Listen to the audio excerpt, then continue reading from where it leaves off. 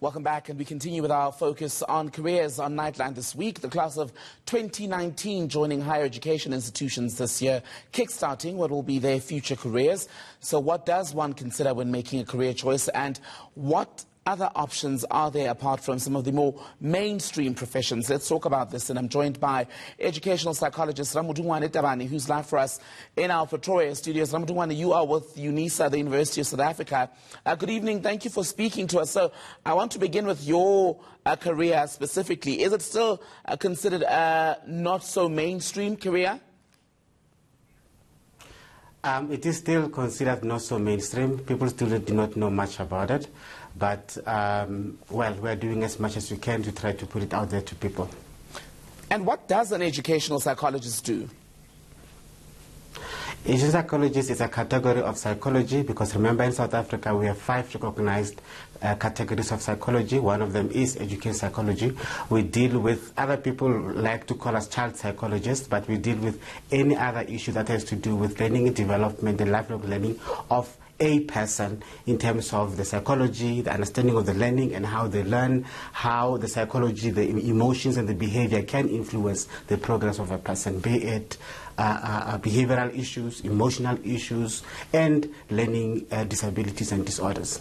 And at this time of year, do you find, just in your line of work, do you deal more with primary, high school pupils, or do you see more of teenagers who are going to take on university coming forward and seeking out your services? Well, this time it's more of those who just passed, or those who just could not make it into the next grade. And it's all about sitting with them and trying to come up with new alternatives. It will be one who just did their matric last year, and then we have to come up with a plan that you did not make it. How do we go forward from here? Or you made it and then you didn't think you'll make it. How do we plan your way forward? Parents will also indeed bring small children, usually the end of the year, for what we call school readiness, where we can assess and to see whether the child is both cognitively and emotionally ready to go into school.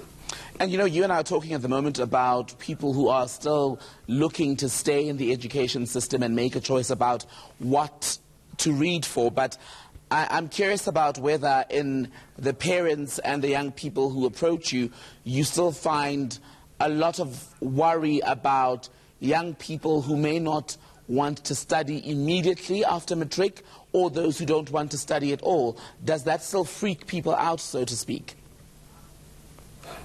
Well, luckily, with the new development and with more open-minded parents, and thanks to this time, the gap year, now parents are more now opening up to this break that their learners or their children are asking for. However, the most important advice in that instance is it should not be a gap year of doing nothing.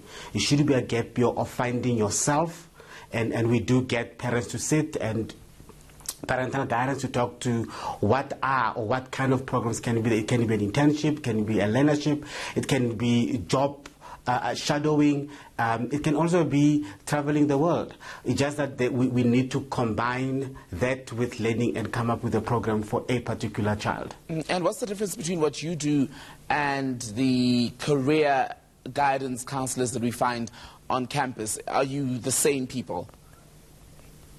Yes. We are indeed the same people.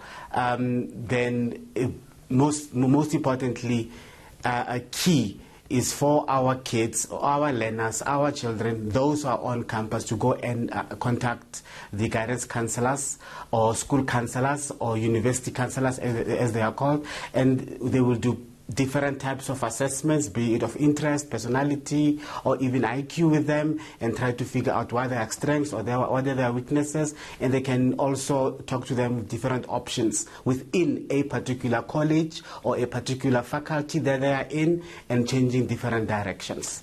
I'm curious then about, Ramudungwane, how accurate those assessments and the outcomes are in determining perhaps a person's success in whatever course they pursue. Do you find that sometimes people still do well, even though the assessment had suggested that they may not do well, I don't know, in pursuit of a marketing degree, for example?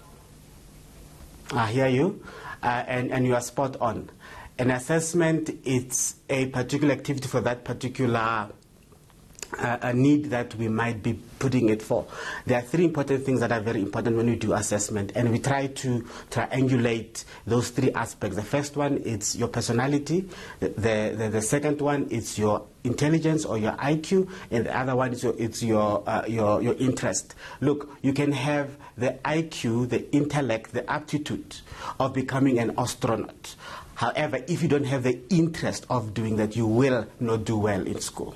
And most of the time we find that parents, because of they look and they see these good marks, and they tend to think that, you've passed so well, so therefore you go to that particular field, and only to find out that the learner or their child doesn't have that interest or doesn't have that personality. So these three aspects needs to triangulate and need to meet so that you can do what you want, what you are interested in, and what is you.